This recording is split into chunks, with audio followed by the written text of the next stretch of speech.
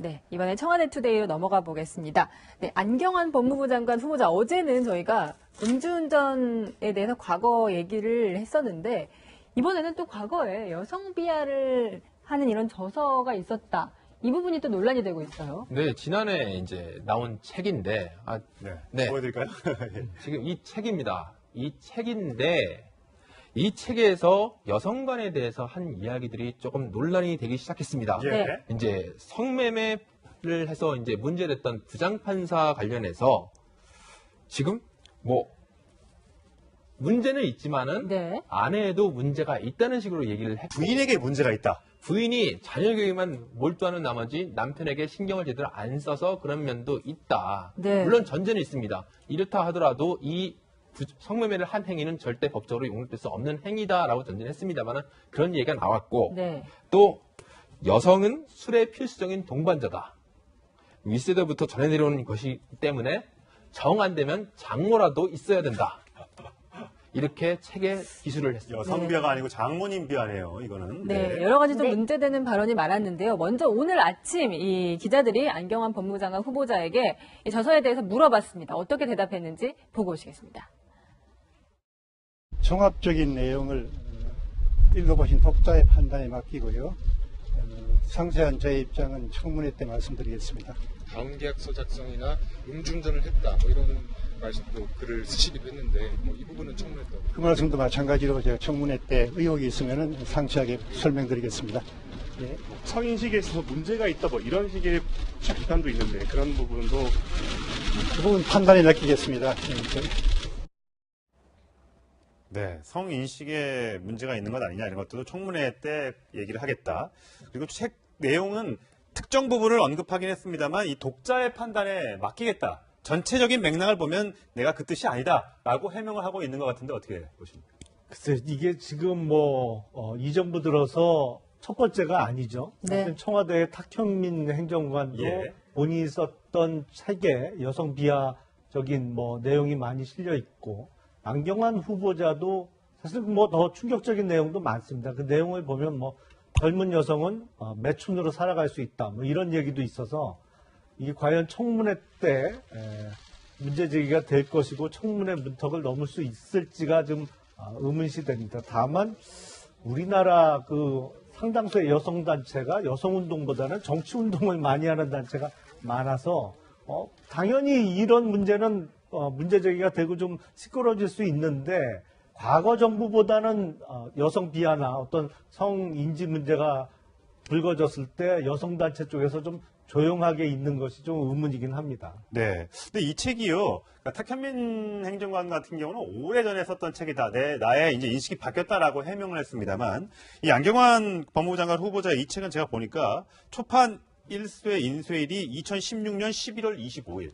작년에 쓴 책입니다. 그러니까 이 두꺼운 책 내용이 전부 다 그런 내용이 담겨 있는 건 아닙니다만 또 여성 비하로만 볼 수 있는 단어가 있는 건 아닙니다. 남성을 또 이렇게 잘못 표현한 것도 있기 때문에 꼭 여성 비하라고만 볼 수는 없습니다만 문제적인 발언이 분명히 충분히 들어있단 근데 말이죠. 이것이 이제 다른 남성들이 이렇게 생각을 한다는 것을 그냥 옮겨 적은 것인지 인용을 한 것인지 아니면 본인이 정말 술자리에 여자가 있어야 된다라고 생각을 해서 쓴 것인지를 좀 구별해서 볼 필요가 있는데 만약에 이게 본인 생각이라면 정말 상당한 성평등 인식이 제로다. 성 고정관념도 고정관념이나 선입견이 지나쳐서 그러니까 구시대적인 그 사고방식을 그대로 이어왔기 때문에 사실 법대 교수님이고 법무부 장관이라면 성평등에 확고한 어떤 인식이 있어야 되고 다른 사람보다 더 진보적이고 민주적인 가치로 성평등을 이뤄야 되는 사람인데 사실 이런 얘기를 제가 그냥 들으면요. 이거는 성희롱에 가까운 얘기예요. 예. 그러니까 여성을 성적 대상화하고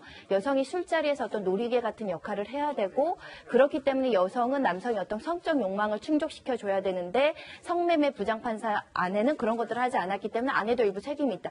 이런 식의 접근 방법은 굉장히 위험하고 성평등 인식은 정말 어떻게 보면 정말 이 사람은 반성하시고 내 생각이 그렇지 않다라고 국민들을 설득하셔야지 이것이 본인 생각이라면 굉장히 문제가 크다고 저는 생각합니다. 네. 사실 페미니스트 대통령이 되겠다고 문재인 대통령이 얘기했지 않습니까? 그리고 여성 장관 내각의 비율을 30%까지 올리겠다. 근데 이런 거와 이 사람 숫자를 맞추는 게 중요한 게 아니라 얼마나 이 평등 의식을 가진 사람을 제대로 적재적소에 쓰느냐가 더 중요하다. 이렇게 벌써부터 야당에서는 논평이 나오기 시작했어요. 그렇습니다. 충분히 공감되는 이야기고요. 정말로 이 사회가 남녀가 함께 살아가는, 그리고 특히 요즘 여성을 존중하지 않는 남성 어디 가서 대접받기 어렵지 않습니까? 그럼요. 예. 그건 뭐 당연한 건데요. 저도 깜짝 놀랐습니다. 사실은 뭐 국가인권위원장을 했었고요. 예. 인권 분야에서 정말 획기적인 그런 업적도 많이 남긴 분이고, 사실은 동아일보의 명칼럼, 법과 문화과 관련된 명칼럼으로 사실은 정말 많은 분들이 그렇죠. 예. 좋아했던 그런 법학자신데요.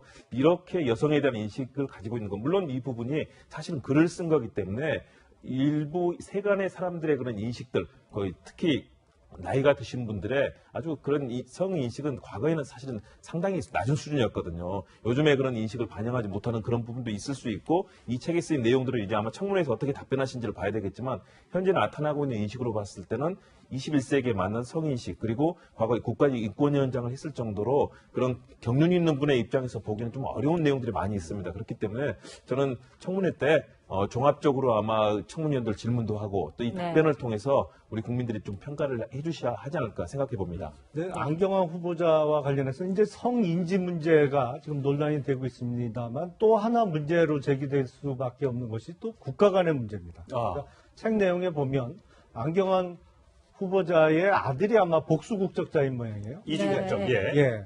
근데 뭐 유학 중에 출산을 해서 복수 국적을 취득할 수는 있습니다. 예. 근데 그 책 내용에 보면 아메리카라는 또 하나의 조국이 너에게는 있다라는, 물론 미국 국적과 한국 국적을 동시에 갖고 있을 수는 있습니다만, 예. 우리 통념상은 뭐 미국에서 출생할 수밖에 없는 그 불가피한 사정이 있어서 국적 취득은 할 수 있습니다만, 미국을 조국으로 여긴다든지 이거는 일반인의 관념하고 많이 떨어져 먼 거리가 있거든요. 이 네. 문재인 정부에서 지금 문제가 되고 있는 강경화 외교부 장관의 장녀도 사실은 복수 국적자로 있다가 한국 국적을 포기하고 미국 국적을 선택을 했습니다. 뭐 다른 장관도 아니고 외국을 상대로 국익을 위해서 협상을 하고 외교 활동을 해야 되는 외교부 장관 후보자이기 때문에 더욱 문제인데, 이 안경환 후보자가 뭐 만약에 청문회를 통과해서 임명이 된다고 하면 법무부 장관이 되는데, 그렇죠. 국정 문제는 또 법무부 소관이에요. 그러네요. 네. 예. 그러니까 국정 문제에 주무장관이 이런 국가관을 갖고 있는, 뭐 대한민국도 조국이 될 수 있지만 미국도 너의 조국이다라는 국가관을 갖고 있다면 이것 또한 그냥 넘어갈 수 있는 문제는 아닌 것으로 보입니다. 네, 이 문제에 대해서 일단 안 후보자 측은 아들들을 군대에 보낼 거기 때문에 문제가 없다, 이렇게 얘기했다고. 근데 지금 현재 이 문제가 되는 이 아들이 지금 현재 네. 20살이고요. 예. 그래서 지금 현재 신체 검사를 받았고, 그래서 현역 2급 판정을 받은 것으로 알려져 있습니다. 그래서 군대는 갈 거다, 이런 네. 입장을 내놨습니다. 네, 해명은 제대로 했습니다만 이 과거에 썼던 책이 굉장히 논란이 되고 있고요. 앞으로 청문회에서 어떻게 해명하는지, 저 부분에 대한 국정 문제에 대한 부분도 어떻게 해명하는지 제가 지켜보도록 하겠습니다. 네. 자, 두 번째, 이 사실 요즘에 문제가 되고 있는 사람 중에 조대엽 고용노동부 장관 후보자가 있는데 음주운전 때문에 굉장히 계속해서 파문이 일고 있습니다. 여기에 대해서 국정자문위원회에서 좀 더 강화된 이 초보 청문회에 관련된 내용들을 내놓았는데, 음주운전대에 관련된 게 들어가 있습니다. 추가가 됐습니다. 5가지의 인사 원칙 중에 2가지가 추가됐는데 2가지가 어떤 건지 설명을 좀 해주세요. 네, 2가지가 이제 음주운전과 성폭력입니다. 근데 네. 여기서 지금 화면에 보시는 것처럼 음주운전에 단서가 붙어 있습니다. 예. 삼진 아웃제.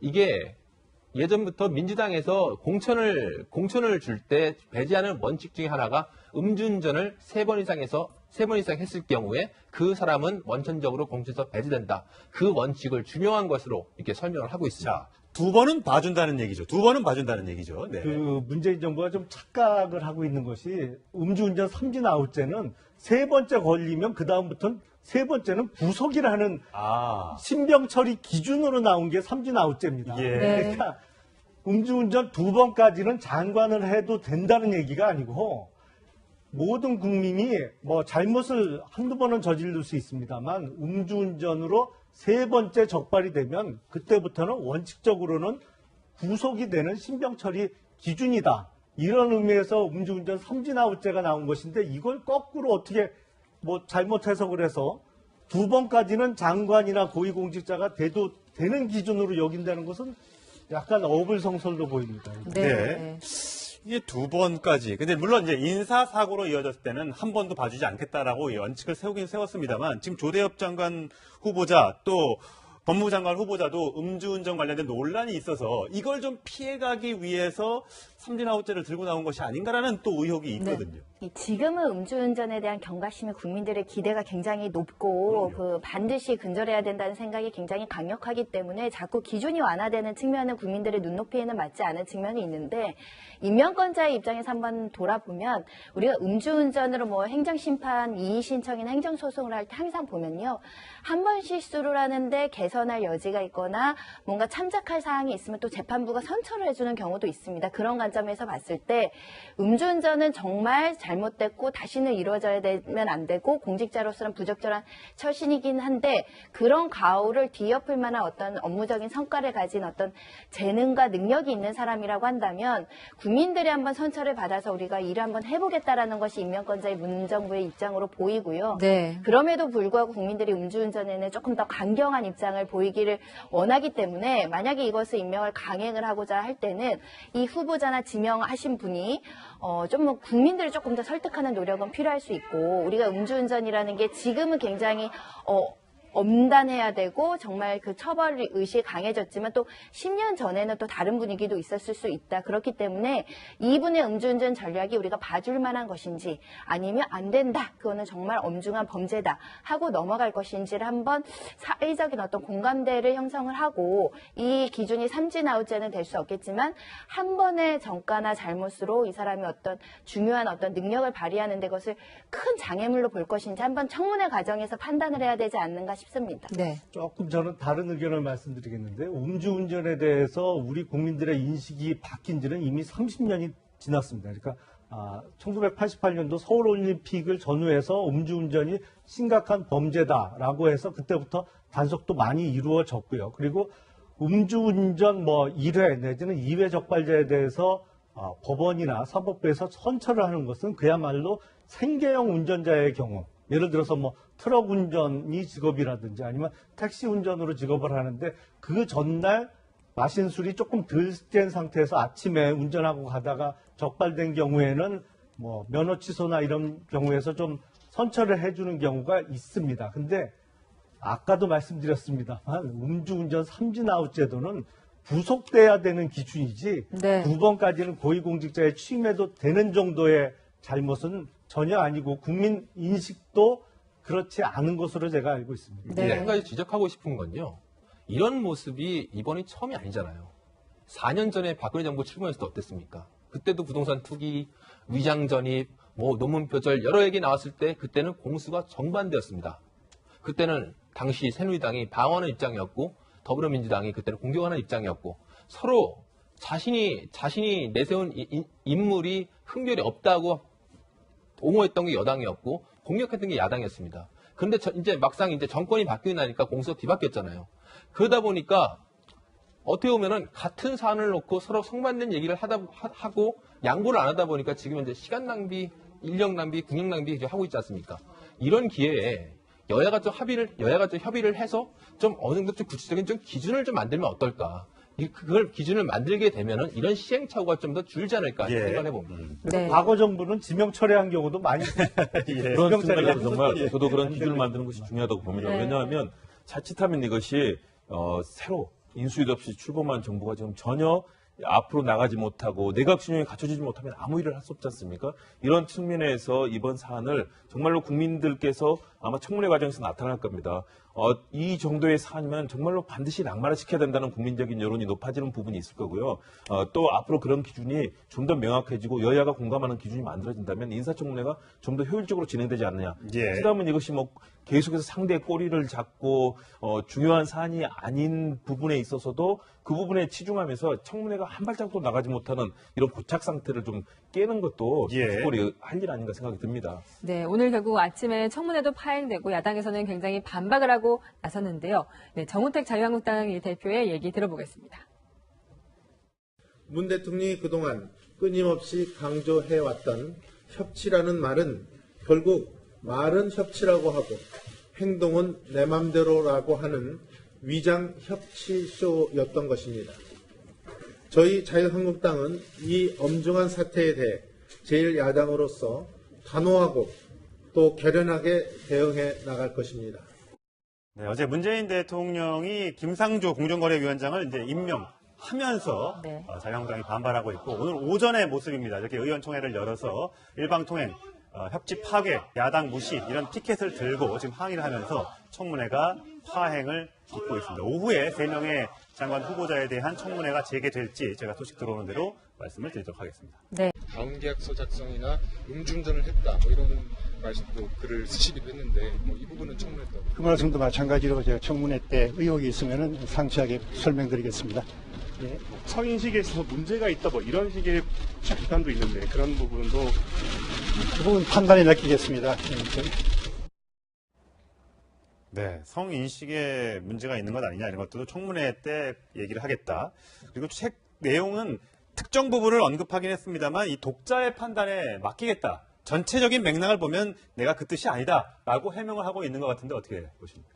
글쎄, 이게 지금 이 정부 들어서 첫 번째가 아니죠. 네. 사실 청와대 탁현민 행정관도 예. 본인이 썼던 책에 여성 비하적인 내용이 많이 실려 있고, 안경환 후보자도 사실 더 충격적인 내용도 많습니다. 그 내용을 보면 젊은 여성은 매춘으로 살아갈 수 있다. 이런 얘기도 있어서 이게 과연 청문회 때 문제 제기가 될 것이고 청문회 문턱을 넘을 수 있을지가 좀 의문시 됩니다. 다만 우리나라 그 상당수의 여성단체가 여성운동보다는 정치운동을 많이 하는 단체가 많아서 당연히 이런 문제는 문제 제기가 되고 좀 시끄러워질 수 있는데 과거 정부보다는 여성 비하나 어떤 성인지 문제가 불거졌을 때 여성단체 쪽에서 좀 조용하게 있는 것이 좀 의문이긴 합니다. 네. 근데 이 책이요. 그러니까 탁현민 행정관 같은 경우는 오래전에 썼던 책이다. 나의 이제 인식이 바뀌었다라고 해명을 했습니다만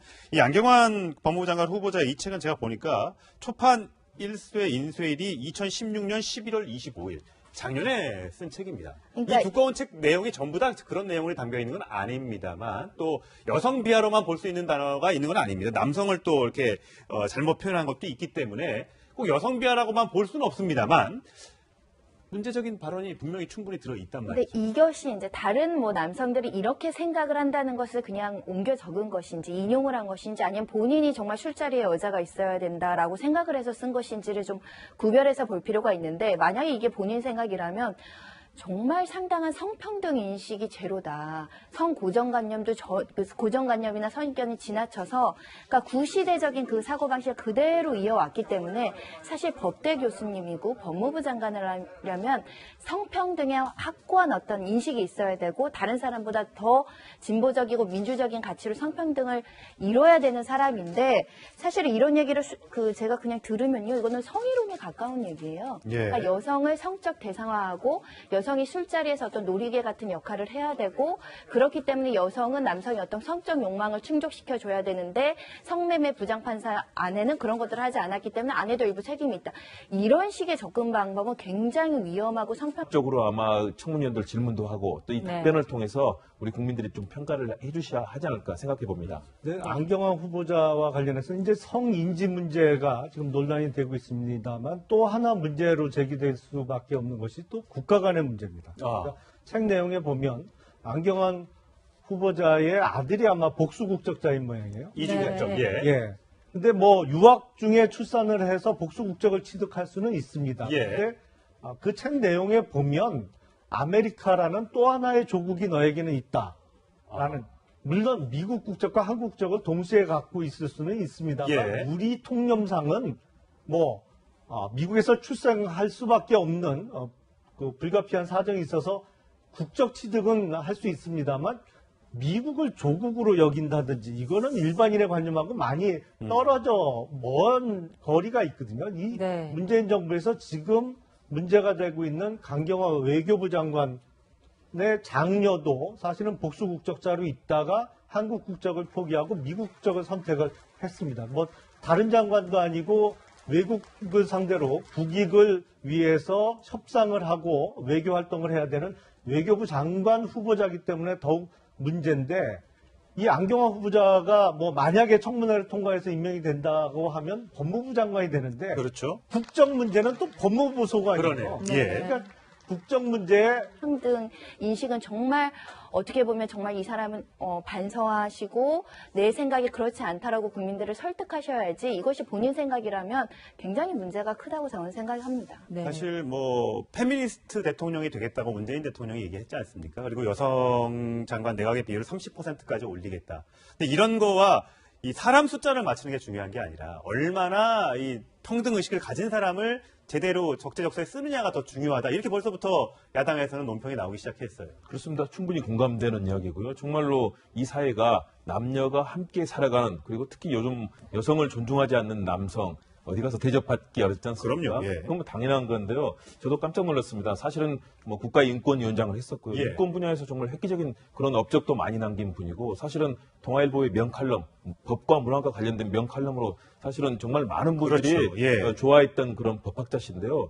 이렇게 여성에 대한 인식을 가지고 있는 건, 물론 이 부분이 사실은 글을 쓴 거기 때문에 일부 세간의 사람들의 그런 인식들, 거의 특히 나이가 드신 분들의 아주 그런 성인식은 과거에는 사실은 상당히 낮은 수준이었거든요. 요즘에 그런 인식을 반영하지 못하는 그런 부분도 있을 수 있고, 이 책에 쓰인 내용들을 이제 아마 청문회에서 어떻게 답변하신지를 봐야 되겠지만, 현재 나타나고 있는 인식으로 봤을 때는 21세기에 맞는 성인식, 그리고 과거에 국가인권위원장을 했을 정도로 그런 경륜이 있는 분의 입장에서 보기는 좀 어려운 내용들이 많이 있습니다. 그렇기 때문에 저는 청문회 때 종합 네, 이번에 청와대 투데이로 넘어가 보겠습니다. 네, 안경환 법무부 장관 후보자, 어제는 저희가 음주운전에 대해서 과거 얘기를 했었는데, 이번에는 또 과거에 여성 비하를 하는 이런 저서가 있었다.